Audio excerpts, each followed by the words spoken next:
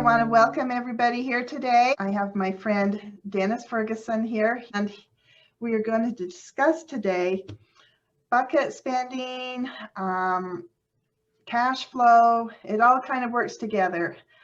First of all, I want him to introduce himself and explain his credentials. Thank you, Dee, for having me on today. Been a financial advisor for a little over 20 years and absolutely love it. I love working with people like Dee. Excited. I am a registered investment advisor. I view myself more of a teacher and a coach more than anything because I feel that it's so important for folks to really just kind of understand all of this to help them. And what we're talking about today in terms of cash flow is where it all begins. I have a very seasonal business, and as it's busy times and it's very slow times, and that I take my yearly total of sales and divide it by 12 months, and then I have an account that anything over that, like let's pretend I made $24,000, then I would $2,000 per month. Anything over that I put into a separate account that I pull from during my slow months. And you said, oh, that's cash flow, and I'm like, I'd never heard the word cash flow before. Give us a definition. What does cash flow mean? Well, cash flow is really just as simple as what's coming in to your household through your own business, through employment, whatever, and then where it goes. And so that's, you know, in very, very simple terms, but the challenge becomes is where does it really go is where the hiccups come. All right. So. Okay. So how does this also apply to bucket spending? I'm assuming where it all goes is what our concern is. We're excited when it all comes in, but where it all goes is where aren't we? So talk to us about these buckets. Okay. Well, very good. The buckets kind of have come around because there's so many people, and Dee and I've kind of talked a little bit beforehand. There's not many people that actually enjoy the budgeting element of planning, because that includes spreadsheets and some tedious type efforts, I guess, if you will. Mm-hmm. And not many of us can kind of hang on to that for a very long time or stay diligent at it for a long period of time, including myself. I literally dislike when we say budget. So just like you described their budget spending. Budgeting. Okay, go on. No, I'm fine with the spending part. I'm really fine with that. It's keeping track of it all is where we get caught up on. So I like the bucket spending plan, which is really just another term for our budgeting. Mm-hmm. Because for many people, there is a negative connotation or kind of an emotion even that comes about when we talk about budgeting. When I work with clients and we start on that process, when we say that budget, everybody just kind of goes, oh my goodness, we really got to do this. But it is so important because it really boils down to cash flow. Knowing what's coming in our household and what's going out and where it's going out is the starting point. And depending on how well we do with that, gives us the flexibility to be able to build and prepare, whether it be creating for somebody who might be in seasonal work. That's super critical because there may be windows of time where there's no income or very minimal income. And so we've got to have some reserves in there. And so that's where it's so important that we really can boil down and figure out what's happening with our cash flow. So the bucket strategy is just a way for us to kind of grab a hold of that concept and have an image of it. Mm-hmm. And so it's easier to say, all right, I've got a bucket here and this is my income. I've got a bucket here and that's my spending, and so forth. And so it's just a way for us to develop some kind of imagery around what's really happening. So many of us are that type of a learner. And so, but yeah, so you want to, as we kind of talk about some of the things, you may want to develop that within your business and then on your household as well, because they are separate. Okay. And so I do them separate. As a business, you're going to have your own expenses. You're going to have your own bucket for what your expenses look like. And then the net of your business is what's coming and flows over to your personal household income. And so that will be a bucket. Like my paycheck. I have I dump a certain amount into an account that I call my paycheck that I throw back over. Yep. to my household income, Yep. right? That's perfect. So so my paycheck would be considered that. And so when I pay myself, which I love to do. Yeah, when you pay yourself that way. Okay, I didn't mean to interrupt you. And so Go for on those with that what are you were beyond saying. this, no, you're good. You're good. For those of you that are on this podcast, obviously you're going to be like Dee Dee, you're self-employed. And so we'll try to cater that to you. For somebody, maybe your husband is working or your spouse is working and they've got a regular old income coming in, you're not going to have to deal with obviously creating that budget element or that bucket planning for the business. You're just going to count the net flow from that employer as part of your household income. So ways to very easily set this up. I like to encourage my clients to take the last 3 months of their business their bank statements, and look those over. Most of the time, because that's 1 quarter, most of the time we are going to capture a lot of the regular interval type of spending and income and all those types of things within that 3-month window. And obviously you can go further if you really needed to, but that's a great starting point to be able to just kind of get a real sense of where my money is going. And then from there, it's easiest for me in my mind to kind of take a sheet and just label it table A, table B, and table C. So a quick way to kind of break that down into your buckets would be to start on a sheet really, and just as you, like we mentioned, you've got your spreadsheets you've got in front of you, so you know what all of your expenses and all that are. And then just on one form or one sheet, you can call it table A or just your monthly income. Jot all those things down, all the forms of income. And and as a business owner, it might be important to see, especially if you got a lot of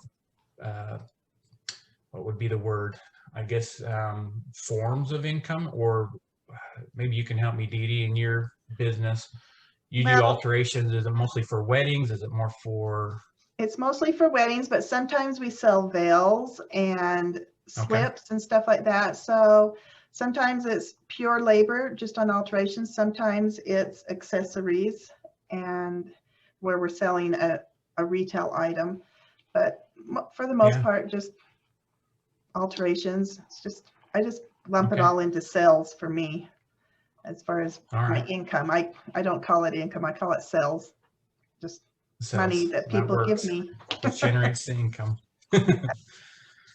So that's your table A. That's your monthly income and the sources that are generating that income. And then table B is going to be more, we want to get into the expense side of things. And so this is where you're going to put all of your fixed monthly expenses. And so you're going to know what that is for your business. Maybe you're paying for some of the things. I don't know if it's, sewing machines, those types of things. You've got a fixed expense that you've agreed to on those. On your personal side, obviously it's going to be a mortgage. It might be an auto payment. It might be some insurance stuff, those types of things. So you're going to jot all of those down as your fixed monthly expense, and that's in your table B. And then table C is going to be all the variable stuff. It's the stuff that's important. Some months it'll be very important, but it's variable. It's going to fluctuate. And some of it's going to depend on you, how much you're going to eat out, how much you're going to spend in terms of clothing and all those types of things. Those are your variable types things. And you've got a good sense of what that would be on your business side. And again, you're going to recreate that same element on the personal side. Usually it's supplies and materials can be very, very variable. That's a strange putting those two words together. Very variable. Sometimes you have everything on hand. Sometimes you have to go out and buy all kinds of stuff for a certain one, and there's no anticipating it. So that would definitely be on my variable stuff. Okay. And variable is and so hopefully as you kind of and so hopefully as you've kind of looked over a 3-month window, then that gives you maybe an average. I don't, like those variables of how much have you had to spend, so you can kind of project what that might look like for the upcoming next quarter, those types of things. And if you need to go longer, go longer. You might want to look over a full year and say, all right, looks like I'm spending. Go ahead. I think with sewing, it is so seasonal. The last quarter of the year is so slow. We probably have to get like the third quarter would be a good one to go by, or just a whole year average on for Sure. sewing, just because, yeah, bridal is just very seasonal. And so we have a definite dead spot in October, November, and December. Pretty darn slow. And I love it.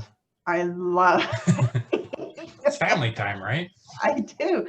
It is. It's family time, and I don't mind it one bit. And I just know if I can just hold on and get through the summer, that things are gonna slow down.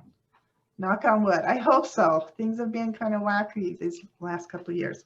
Anyway, go on. So we've got table A, which is our sales or our income. Table B is the fixed expenses that we know every month, we're always going to have. Like a lot of people rent storefront or things like that. And table C is our variable stuff, which for me would be supplies. So bucket A, bucket B, and bucket C, right? Correct. Okay. Correct. And so really what that really looks like is just that. So your income all coming into one bucket. And we're speaking just of your business right now. And so, ideally, you'd want to, again, recreate this on the outside for your personal, so it looks very much the same. Okay. So you've got one bucket, that's your income, and it all comes into that one bucket. Okay. And so once you've gone through this process of developing what your fixed stuff looks like and what your variables look like, then you're going to create separate buckets for each of those. The fixed one, you know it. So once your monthly comes in at the beginning of the month, you push the money over to bucket B, which is your fixed income or your fixed expenses, sorry. When you're pushing that money around, are you doing separate accounts? That's what I do, just because then my brain doesn't have to think. Are you talking about putting them into different like savings accounts and checking accounts? Yeah, you would want one account that's just for your income. Okay. And then you're going to have a separate account that's just going to be for your fixed expenses. Okay. And so when you push the money over there, then you know, here's my fixed expenses. You've already calculated what that looks like, and you can just push some money over there, and you don't have to think about it again for that month. Yay! Because all of those things, and a lot of times I would recommend that you set up auto pay, or you've got a very detailed, I know you pay on a schedule, and that's awesome as long as you've got a detailed schedule of payment. But then you don't have to think about it because you've already calculated what your fixed expenses are, and the money's already in the account to make all that happen for the month. Excellent. And then you've got your other account, your C, which is going to be the variable, and that's one that gets tricky because we don't. But in all reality, so you're going to, the hope is, especially as you are maybe more flush with cash when things are really booming for you, that as you move to these buckets, that you're retaining a significant amount in a separate, just a savings. And it doesn't necessarily have to be a total separate account, but it's just a, you know, a lot of times for me, I've got my checking and my savings, everything moves. That's my income bucket in my checking. I move it into all these other buckets, but then my savings one, it just goes just that into the savings element of that same checking account. Okay. So however you want to set those up, but like you're saying, that again, it's a bucket, something visual, you know, this account is for this purpose and this account's for this purpose and so forth. But you're saving all the reasons, anything you possibly can outside of your fixed stuff and those variables that you've best calculated. Okay. And that's what's going to help you make some good, solid, non-emotional decisions about how that money will be saved for retirement or for those lean years. Like you're saying, you've got maybe the October, November, December is your month where you're down, sales are lower. So how are you going to stretch that? That's where that money comes from. And in your guys' business and seasonal, I wouldn't hesitate in even having just a separate bucket where you're literally trying to calculate, all right, this is what my fixed is, this is what I have to have, and you're trying to literally fill that bucket up for that 3, 4, 5 month window, because you've got to calculate this is how much I have to have for each month, and you just move the money in so you've got that satisfied. And then if you're able to do that, then obviously then I would really just tackle that long-term savings and build your reserves, your emergency, all that kind of stuff as well. So awesome. I like hopefully how that you helped. I don't put know. how you can take the emotion out when you've got it set Yes. there and make decisions without emotion or panic. I think Yes. that's the emotion a lot of people feel is panic. And I Yes, like we that. make very poor decisions in that case. Yes. All of us will make poor decisions when we do that, when we're in that panic mode and or This does seem or I like wish it I would had be that. very calming. Doing things like Yes. this would be very calming. Okay, if Yeah. you have one last thing in conclusion, because our time's just about up, any last minute advice on this bucket cash flow thing? I love this. I love this. And Let me use a quote. This is from Benjamin Franklin. okay. He says, "Beware of little expenses. A small leak will sink a great ship." Ooh. So when we talk about all of the possibilities for our income, when we're saving for retirement, creating wealth for education, for kids, our business, our growth, it all comes down to this one thing. It comes down to how we manage our cash flow.